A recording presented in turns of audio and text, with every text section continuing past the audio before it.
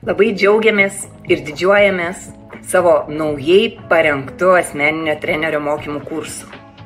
Taip, atnaujinom, perdarėm, pridėjom daug svarbių temų, atsižvelgdami į šiuolaikinės globales tendencijas, europinius standartus, bet svarbiausiai į realią darbo rinką, į poreikį, į tai, ko reikės jums darbo vietoje.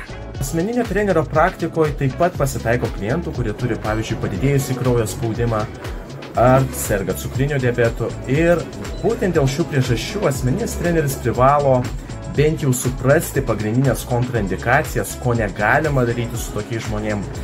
Ir jeigu nori tai sužinot, mūsų Active Training kursas jums šias žinias pristatys. Iki. Ateities specialybių 20-uke surasti asmeninio trenerio poziciją. Tikėtina, kad ši profesija gyvuos dar ne vienerius metus, nežiūrint tai, kad dirbtinis intelektas ateina mūsų gyvenimą.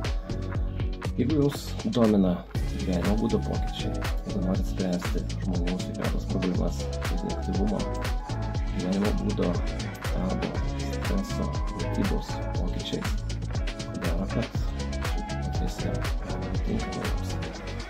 Jeigu norit uždirbti ne mažiau 2000 eurų rankas atlyginimą, ko gero, tai tinka jums.